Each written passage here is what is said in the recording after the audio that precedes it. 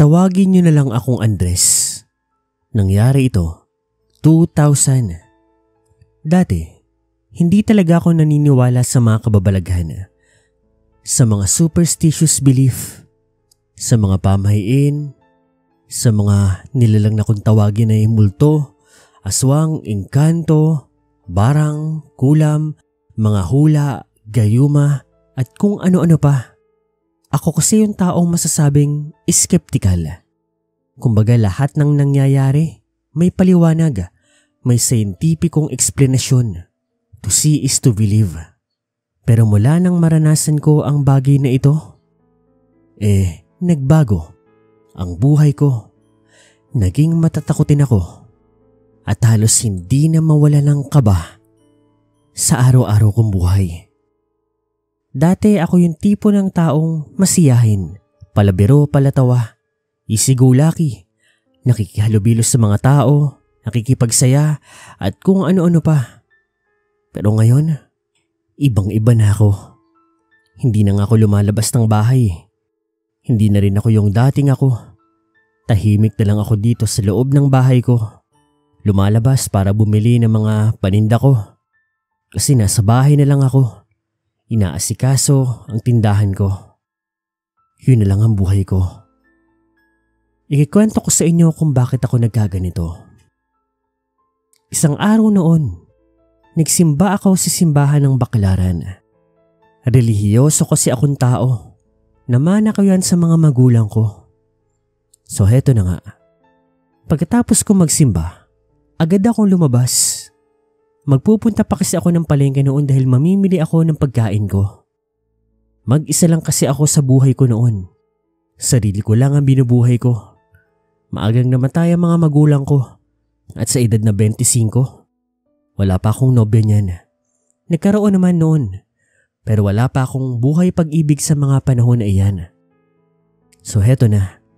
Habang naglalakad ako sa mga kalsada roon, nagulat na lamang ako nang biglang may humawak sa kamay ko. Akala ko noon snatcher. O kaya naman hold upin ako o kung ano pa man.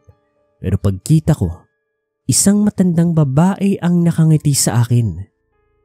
Noong una akala ko ipulubi lang ito na manghihingi ng limos. Inabutan ko nga siya ng pera pero tinanggihan niya ito. Ang sabi niya, huhulaan daw niya ako. At dahil hindi nga ako naniniwala sa mga ganoon, ang sabi ko, naku manang, wag na po, hindi na po kailangan. Saglit lang ito iyo, para ito sa kaligtasan mo. Noong una ayoko talaga. Tumatanggi ako pero bigla niya ulit hinawakan ng kamay ko. Tinignan niya ang palad ko. Huwag kang lalapit sa isang babaeng bagong dating lang sa lugar ninyo. Papatayin ka niya.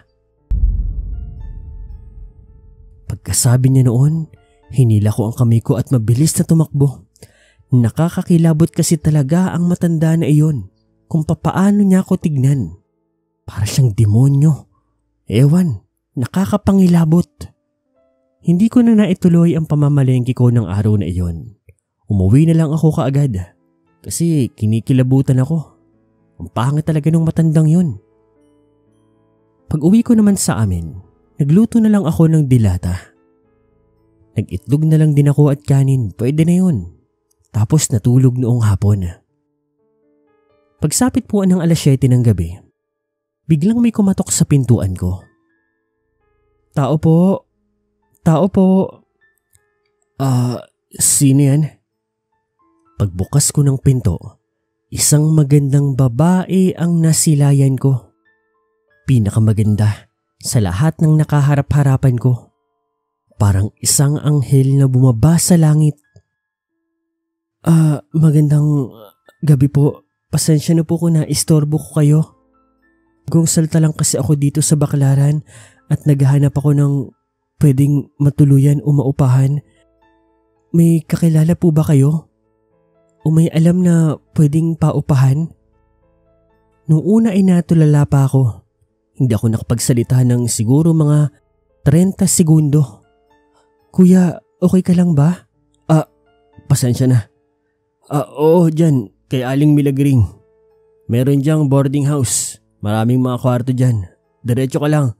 Doon sa may third floor na bahay na mahaba. Yung kulay green. Puntahan mo lang. Nako, salamat kuya ha. Walang anuman. Sa pagsabi niyang ganoon, hindi pa siya umaalis. Para bang meron pa siyang gustong sabihin sa akin noon. Para bang hinihintay niyang alokin ko siya papasok. Mga ganun ba? Miss, okay ka lang ba? Anong problema? May kailangan ka ba? Yung ngiti ng babae, bigla na lamang nawala. Tinaasan ako nito ng kilay, inirapan pa. Tapos sinamaan ng tingin. Tumalikod siya sa bayhawi ng buhok, biglang nagmasungit. Kala mo naman guwapo. Che. Kala niya hindi ko narinig yun. Ang kapal naman ng mukha ng babae na yun. Siya na nga yung tinulungan. Ang ganda sana. Masama naman pala ang ugali. Kinabukasan, may isang balita ang kumalat doon sa aming baryo. Umagang-umaga ang daming tao. May pulis, may mga investigador. Siyempre ako naman nakiusisa. At pagkita ko, halos lahat ng mga tao nandoon sa harapan ng malaking bahay na paupahan ni Aling Milagring. Nagpunta naman ako doon at tinanong yung isa sa mga kaibigan ko. Joe, ano meron dyan? Pare, grabe yung nangyari. May namatay na isang lalaki dyan, tenant ni Aling Milagring. Etong sabi sa kwento, ewan ko kung paniniwalaan mo ha. May bago raw kasing babae dyan na kalilipat lang kagabi. Maganda, sexy. Nakita ko nga yun eh. Sa amin pa nga nagtanong nung nag-iinuman kami. Nagahanap nga ng matutulan kaya tinuro ko yung bahay nila Aling Milagring. Tapos eto na nga. Kaninang madaling araw daw pare. Nakarinig sila ng kakaibang ungol. Parang hayop. Tapos may nakakita na isang nilalang daw na tumalon mula doon sa kwarto ng inupahan ng babae. Parang malaking pusa daw. Nakakakilabot halimaw. Tapos hindi na raw nakita pa kung saan nagpunta yung malaking pusa na yun. Tapos pare doon na nakita yung katawan ng isang tenant nila Aling Milagring. Grabe yung nangyari. Patay. Kinuko yung laman loob, bituka, puso, tiyan. Patay, kinuha, kinain, nilaslas. Tapos ang dami niya pang sugat, mga kalmot, mga kagat. Ewan ko kung maniniwala ka pare. Pero sabi nila kahit doon nasa Baklaran tayo, posibleng yung babae raw na yun, aswang. Baka siya raw yung pusa. Kasi hindi na rin siya nakita dito eh. Hinahanap na siya ng kapulisan. Naiwan lang yung mga gamit niya. Ang sabi nila, may mga aswang daw talaga na nambibiktima sa syudad para kumain. Mambiktima. Pumatay. Sabi noon, inilabas po ang bangkay ng tenant ni Aling Milagring at grabe nga ang sinapit nito. Dahil sakto pang hinangin ang tabing na puting tela na nakatakip sa kanya at nakita naming lahat kung gaano kalunos-lunos ang sinapit nito. Nangingilabot akong bumalik sa aking bahay. Tumatakbo sa isipan ko ang posibilidad na ako sana ang maaaring maging ganoon. Mukhang ang babaeng kumatok sa pintuan ko ang siyang aswang na pinagbibintangan nila. Ang pumatay at kumain doon sa kaawa-awang tenant. Mula noon nilukob na ako ng takot, ng anxiety, ng depresyon. Naniwala na ako sa mga multo, sa mga aswang, sa hula.